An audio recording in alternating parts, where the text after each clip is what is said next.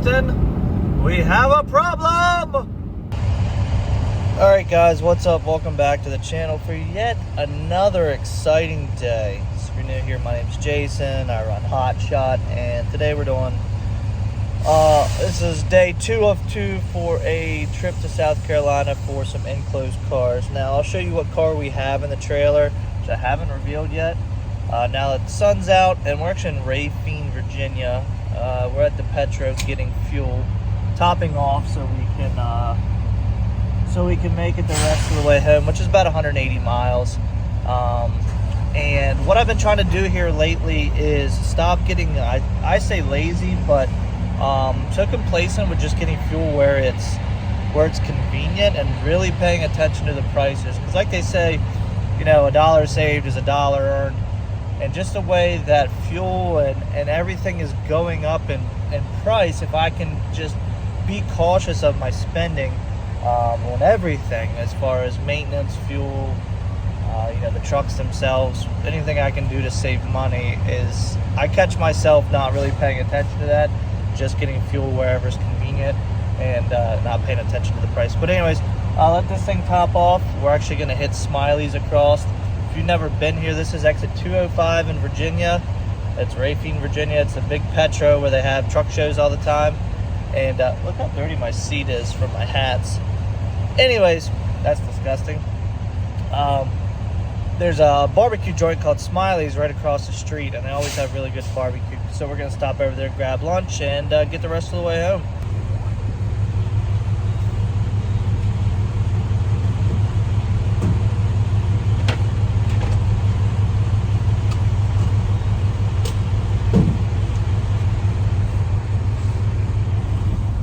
Now, pump price was $365, and we just got it for $305. Saving 60 cents a gallon is pretty good. That's just about the turn right, then turn right.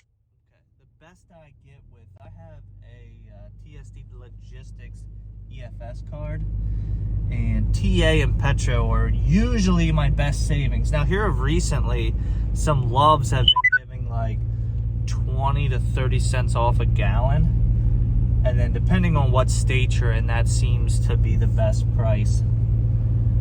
Not up in Pennsylvania or anything. Most of the states I run, a TA or a Petro is going to be your best bet, but I'm just rolling through the parking lot here. Gonna roll over to Smiley's where there's some more parking, get lunch in, and do a load check, and I'll show you guys this Camaro. Well, here we have pretty much an all original 67. Now it has been repainted, but it's actually headed up here to get some paint touch up and the headliner fixed in it. Just gonna do a load check and I'll show you guys it from the front. Oh, there she is. Looks pretty good. Let's get her off to the shop, get her fixed up. Have I become a little too shy for love? I've been hurt before. All's fair in love and war. So I snuggle up close to the shell I'm living in. And if I let you in, Well, it's a good morning until some lady decides that she's just gonna merge right into the side of you. All I see is fender flare, headlight, fender flare here, door there. Obviously she had a red vehicle. She's supposed to be turning around, or so I hope. It's gonna sit here. She merged onto that area there. She came over into my lane and hit me. So I'm gonna sit here and see if she gets turned around and comes back, or just be, I guess, claiming it as a hit and run.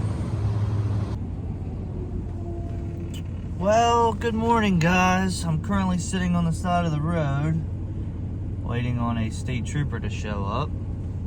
Just had a lady merge over into me. It's a little bit of a funky area, like a merge on, merge off, and I was just going straight, but I'm in a far right lane. She just comes over, smashes the side of the mega cab. I'll put some pictures up. It's not all that bad. It is her fault, obviously, so I'm staying here and making sure this gets, police report and everything. So it broke the fender flare, broke the headlight, the fender's dented, and then both doors are messed up. Not terrible, still drivable, still functional, but just kind of sucks. So I already got all my pictures of my truck and her car, and just waiting on a police report, and then I'll call my body shop and see. Oh, look, there's two cars about to bang into each other in front of us. Call my body shop, see when they can get me in so I can plan on this thing, being down for a week. What I usually do with him is I'll ride over there. He'll write the estimate, order everything he needs, and with it still being drivable and headlight functions and everything, just broke part of the case. With all that, he'll order all the stuff and then bring me in. I mean, he may even have the stuff, prepped and ready to go, and then bring me in and get me in and out pretty quickly, especially with using this vehicle for work. So it's probably happened about 9 o'clock. It's 9:22 right now, and kind of had to find this lady. It's not that she ran, she took the exit, so I had to make a full right turn to come back to where she was. So it took me about 10 minutes to get over her.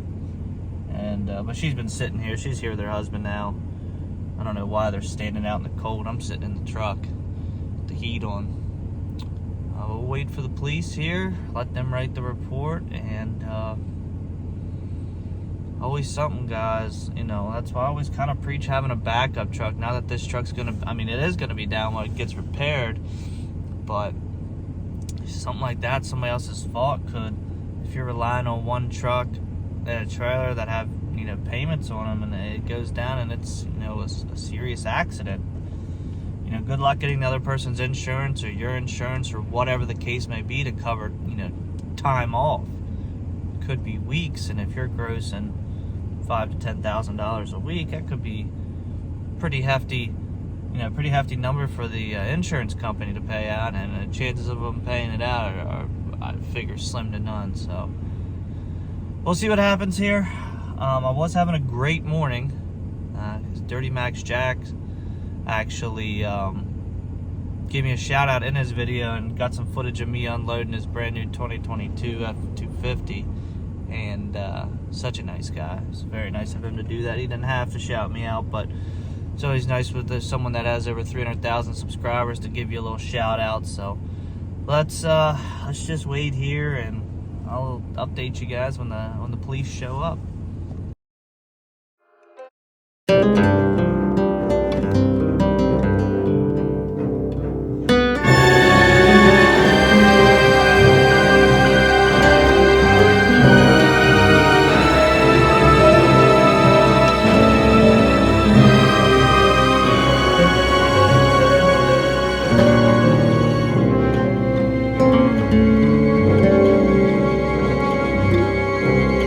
Opportunity presented itself and I could not pass up on it, so I pulled the trigger and it finally arrived. I gotta thank my boy Jason at Kendall Enterprises for being my go-to hotshotter. He is the absolute man, and I believe he's got a YouTube channel if you guys want to go check that out. But my man's been a huge help. He's been moving vehicles all over for me lately. He got the Ram down from Rhode Island, he got this one up from Texas, and he was almost soon to bring the Yukon out from Wisconsin, but Jake decided to do that one himself, and he had a blast in the process.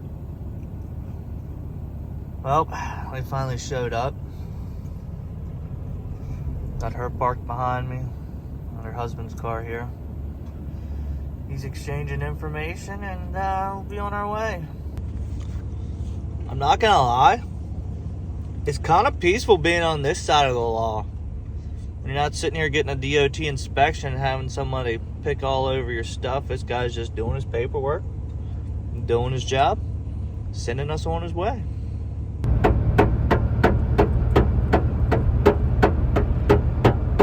think it's safe to say the fender flare is coming off. Oh Lord.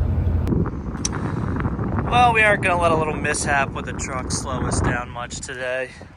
Went and hooked up to the gator. Got 30 foot, 4,000 pounds. For those that say get a real truck, why would I need a real truck to haul 4,000 pounds? This is an expedited load, so it's actually paying, well, I set my prices, but this one is paying expedited pricing. So we're headed to Grand Rapids, Michigan with these two storm dump bodies. So we're filling up at the TA in Breezewood, PA. Now, pump price is $404, and with our fleet car, we're paying $343. So pretty good savings there. It's pretty much the only spot from here, you know, because we're headed out the PA Turnpike and then we're headed out the Ohio Turnpike. So, you know, once we get into Ohio, we'll have more options for fuel with major truck stops. But I'm not stopping on any of the turnpikes and actually getting any fuel at any of those travel plazas, because it's just crazy expensive. Well, we made it to the first rest stop in Ohio.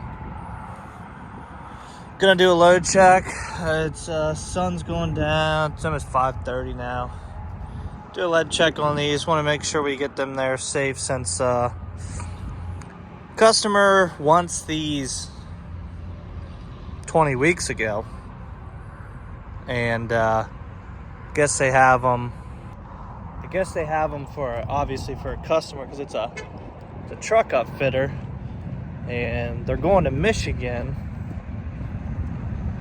You guys know what time of year it is, so I'm thinking these people really wanted these for the snow. I don't know if they're putting salt spreaders on the back of them or what they're doing, but I'm assuming that's why they bought aluminum, because so the salt doesn't corrode them and rust them out. And they've been waiting quite a while for them. So dinner and back on the road.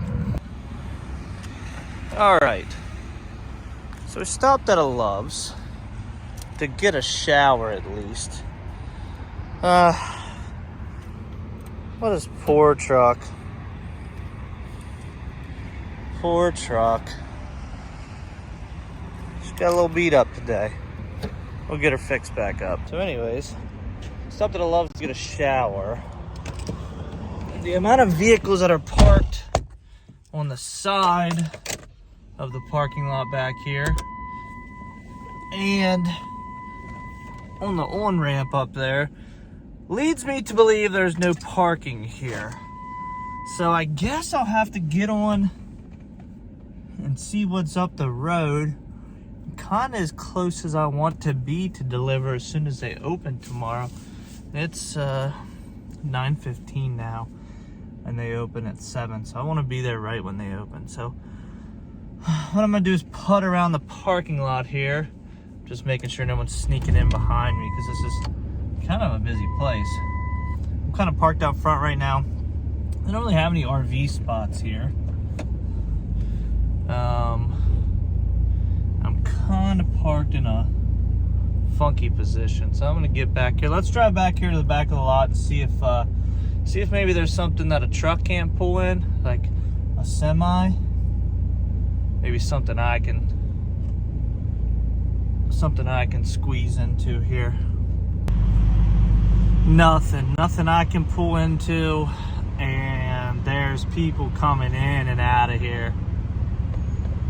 This looks like I don't want to park up front there, because I'm sure someone's gonna knock on my door and ask me to move, because this looks like a pretty well-run Love's, which I'm not complaining about. The shower was super clean, and the parking lot's clean. There's no drop trailers, nothing like that. So it seems to be pretty well run. And there's nothing, and there's plenty of trucks coming in and out of here. So if somebody were to pull out, like they just stopped to get a shower or take a 30 or whatever, it's probably slim that I would be the one to get the open spot. So we're gonna go pull up front here, pull up the map, and see if we're gonna do an on ramp. Which, when you're gonna park on the side of the road, an on ramp is a lot safer than an off ramp. Obviously, if you were to get hit, the speed at which you were to get hit would be a lot less on an on ramp than what it would be an off ramp. So, for you that have never slept in a truck and had to deal with parking like that, that is that's a little fun fact. And I don't want to sleep in the entrance and the exit and block things up and then have to hear trucks all night coming in. So pull up the map here and we'll see what we're working with. Well, this might be it for the night. This might be our spot. On and on ramp. Now, another tip for you guys. There's the Loves right there. So usually I would pull up. See where that truck is up there? I'd pull up close enough to him. He's doing the excuse me, the same thing. He's parking here. I didn't see any no parking signs. But I would usually pull up close enough to him to where I could get out so other trucks could pull in. But what you guys don't see, oh, now you do. See that water? There's really no telling how deep that is. So that could be a huge rut to get stuck in. But you got to be careful, like when trucks pulling off on these spots, it just washes out the road. So that could be, 2 feet deep, and I just would rather not get stuck there. So that's gonna be it. I think we're gonna let her idle. Leave our running lights on so people can see us. We're on the straightaway. There's a corner back here behind us. So we're on the straightaway.